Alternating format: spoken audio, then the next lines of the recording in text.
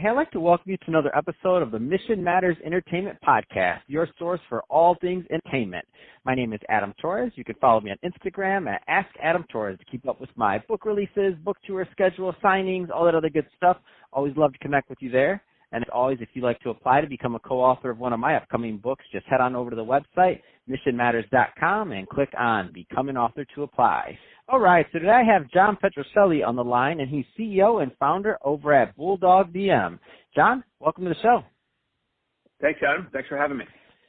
Oh, man, so I'm excited to get you on the show today. I mean, you've been on the forefront of video streaming since before. I'm guessing a lot of the listeners that are listening to this podcast right now even knew video streaming was a thing. So let's see, just to kick off the conversation, let's get into what you're doing over at Bulldog DM. So tell us a little bit more about the company, please. Sure. Bulldog DM, we're a live streaming company focused on premium content and really applying best practices to where all the various stakeholders meet in that industry, which could be, brands, content creators, platforms, et cetera. And we're able to kind of take this position based on a pretty lengthy history in the overall market. And, today we provide all of the services needed to live stream at a quality optimum level. And we also help brands and we help connect them into experiences. A lot of what's happening in the market today is around experiential marketing, and, we help amplify that. So if someone's doing something really interesting, like a release of a vehicle for an automaker, we can help bring that to a larger, highly engaged audience, on their connected devices through a live streamed experience. So it kind of covers that overall spectrum.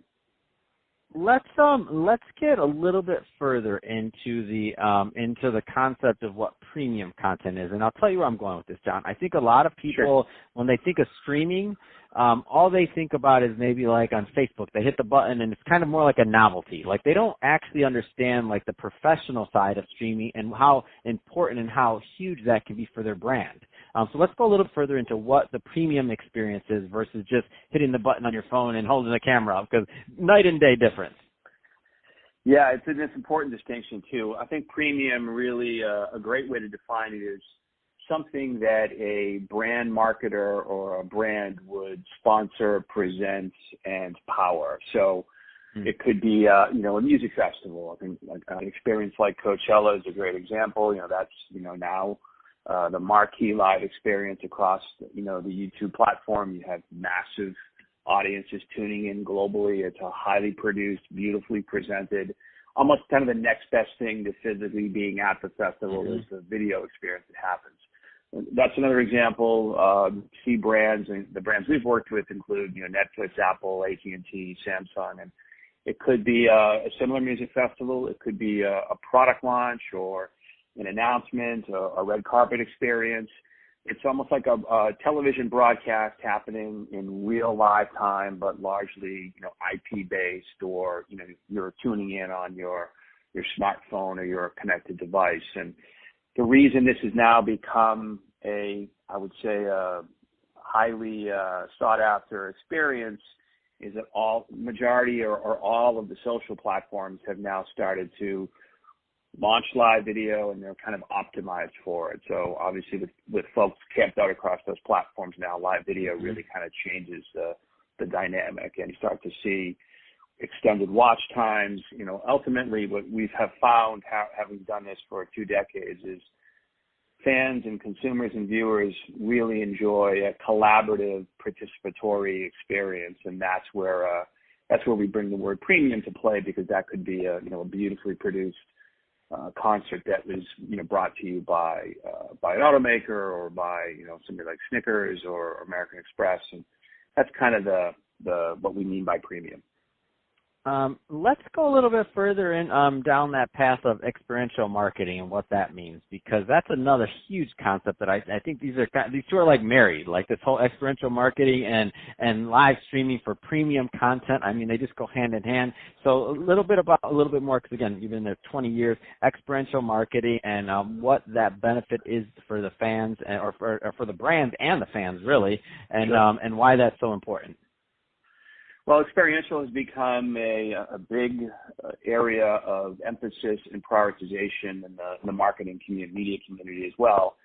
that's largely due to the fact that we're now in the kind of the throes of what people have called the experience economy, largely fueled by millennial Gen Z consumers who prioritize experiences over almost everything else. They want to be at a concert or a performance or a conference that's right, into the content niche or kind of even a lifestyle experience.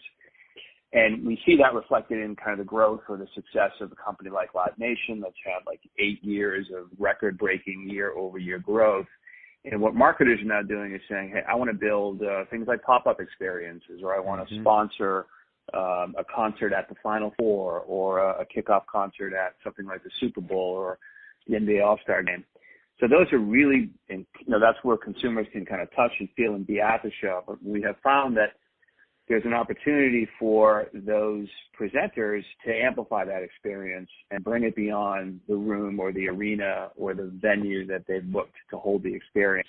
And that audience can be, 50 times or up to 150 times the attendees. And the interesting component there is, people want to watch and they want to tune in. And we see really sustained watch times, 10, 20, 30, 40 plus minutes, in a live, branded experience. So that's it's been like this perfect storm of that fuel around the experience economy, combined with continued adoption of connected devices that can play video, obviously things like smartphones as well. So it's all kind of had this perfect storm, and that's why live streaming is now such a big area that's garnering quite a bit of attention, in addition to things like the esports world and platforms like Twitch, where people are consuming live video around the clock on those platforms. No, I love it, and I think the opportunity, the amount of marketing dollars that are now going there, especially from big brands. I mean, it just works. Like you want to give somebody an experience, you want to give somebody something that may have taken branding wise once upon a time. Let's just think like Coca-Cola model, right? It's everywhere. So now you see that red sign and you know what it is. I mean, that took decades and decades. That took my whole lifetime, I would say, before I was kind of brainwashed into it. But now, just imagine you catch somebody at the height of this festival experience or something else, and all of a sudden they're having that emotional connection to whatever the event is, and your brand's in front of them. You could have an instant, like, real fan base and or follower and or consumer of your product, like, immediately after one experience.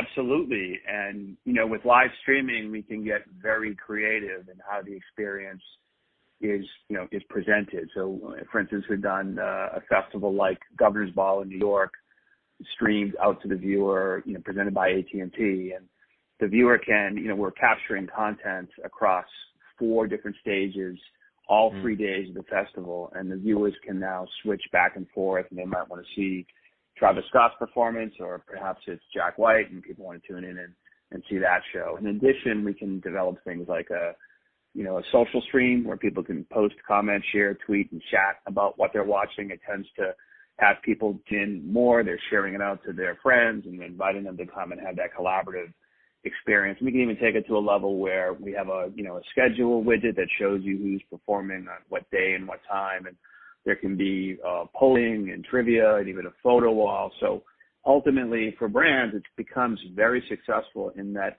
the viewer is now transformed into a participant in that live streamed experience, and that's where we unlock this really sustained, watch time. And this has now become a really interesting opportunity given the challenges that marketers face. So you've got this rampant problem of cord cutting, you've got another issue with ad blocking, and then a third issue of brand safety. And live, beautifully produced experience kind of addresses all 3 of those challenges and really kind of resonates with today's consumer. Awesome. So final question, John. What excites you about streaming, events-wise or otherwise, looking forward into 2020? For what we're seeing across the market is, I think, a big interest in music. Today, that's a passion of nearly, I think it's like we've seen statistics that suggest that 87% of people under the age of 35 or 40, that's their hobby, their passion, their go-to leisure time experience. And that's also, that industry itself now has really had a renaissance, especially around touring and performing and ticketing, combined with, the monetization aspect that's happening through Apple and through Spotify. So we see that as a really interesting opportunity for everybody, for brands that want to power these experiences, for the promoters as well as the artists, but also the fans. If, your favorite artist is Eminem and he's, touring in another part of the world, another part of the country, you could tune in and watch, one of his shows, and that could be brought to you by Samsung or Amex. And that could literally happen today anywhere, because we've seen, YouTube is off and running 10 years in with a really compelling live platform. Twitter years ago acquiring Periscope now has a great platform where they can, you can tune in and discuss what you're watching. And we've seen that replicated. Now you also have, Twitch moving beyond just esports, offering music and live cultural experiences. And then even a platform like, Facebook has launched Facebook Live in 2016. And today Instagram, I think 100 million people a day watch or create live video. So all those platforms are ready, they're optimized, and it becomes an interesting business. Sports has always been the kind of leader in the space, but in digital platforms and connected devices, I think you'll see, music, fashion, art, culture, all becoming real compelling live experiences that kind of lift and generate success for anybody in that ecosystem. Man, John, you got me all excited. I want to go create something. I'm over here thinking, but then I'm like, wait a minute, we're on a podcast. That's cool. Sure. I love it, man. You got me fired up. So, hey, John, if somebody's listening to this and they want to learn more or to connect on you with on Bulldog DM, what's the best way for them to learn more about the company, please?